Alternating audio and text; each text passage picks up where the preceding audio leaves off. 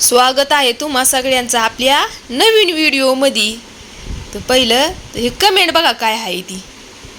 हे बघा, ही एवढी पागल काळी माकडीन, हिला कपडे मिळत नाही, घाणेरडे घाण कपडे व्हिडिओ काढते, पात्रल पागल। हे शेवटचं काय मला कळालं नाही बरं का, पण जे वरचं लिहिलेलं आहे ते कळलेलं आहे।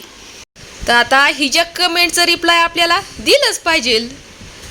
तर बाई ऐक, माझी जी कपडे आहेत ना तर ती फुल असतात ना, की माझ्या व्हिडिओमध्ये मी कुठल्याही प्रकारचं अंग प्रदर्शन करत ना, की कुठलाही शब्द चुकीचा बोलत। पण तुमच्यासारख्यांची लायकी दाखवायला मला माझ्या शब्दामध्ये चांगलं येतं या, आणि तुमच्यामध्ये एवढीच हिंमत आहे ना असं लोकाला वाईट बोलण्याची, तर माझ्या समोर येऊन तेवढी हिंमत ठेव बरं तू बोलण्याची। तुझी लायकी तुला नाही दाखवून दिली ना तिथून पुढं बोल। आणि तू स्वतःला कधी बघितलेस का आरशामध्ये? तर एक काम कर, आरशा पुढं उभी राहा आणि स्वतःला जरा बारकाव्याने बघ, मग तुझ्या डोक्यात येईल की बाबा आपण कसं काय दिसतोय, दुसऱ्यांना नावं ठेवतोय या। आणि दुसऱ्यांना नावं ठेवण्याचा अधिकार कुणालाच नाही, कारण की जसं माणसाला देवाने बनवलेलं असतंय ना ते त्याच्यामध्ये खुश असतं या।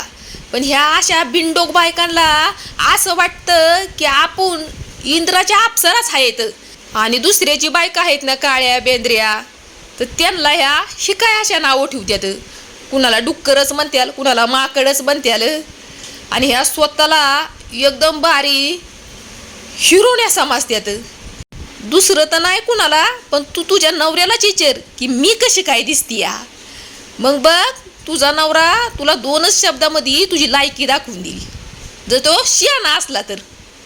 आणि माझ्या नवऱ्याचा विचारशील तर माझ्या नवऱ्याच्या नजरेमध्ये मी त्यांना अप्सरा दिसते, मग कुणाचंही मला काही घेणं देणं नाही।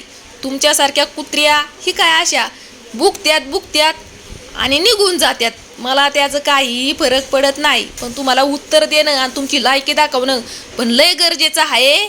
तुमचं कसं झालंय माहिती आहे का, घरात आपल्याला काडीची किंमत नसती या, पण ही काही तर सोशल मीडियावरती येऊन दुसऱ्या बायकांना येडवाकडं बोलायचं, एवढीच तुमची लायकी असती या।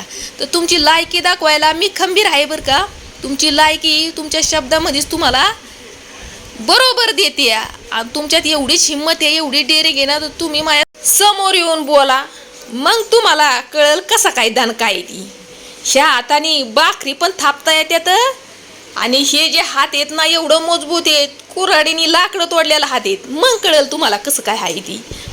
मी काय पुण्या मुंबई मधली नाजूक बिबली नाही, खेडेगावची एक मजबूत बाई आहे।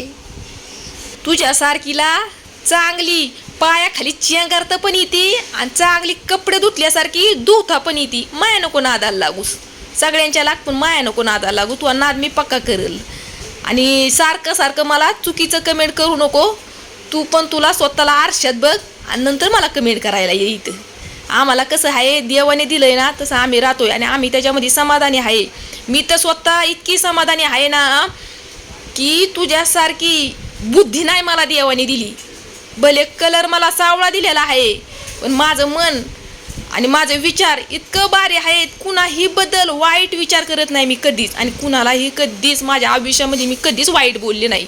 हा तुमच्यासारख्यांना अशी नडते ना, तर तुम्हाला तुमची लायकी बरोबर दाखवून देते। तर आता तुम्ही मला म्हणता रुपाली ताई तुम्हाला लईच राग आला, पण काय करणार हो, अशा बायकांची लायकी पण त्यांना दाखवणं गरजेचं आहे ना, म्हणून। आणि मी काय देव नाही बरं का, पण ज्या बी बायका अशा कुणाला वाईट वक्त बोलतात ना, मी तर माझं पर्सनल सांगते या, त्या बायकांचं होत्याचं नव्हतं एका वर्षामध्ये नाही झालं ना, तर तिथून पुढं मला बोला, कारण मी कुणालाही वाईट बोलत नाही।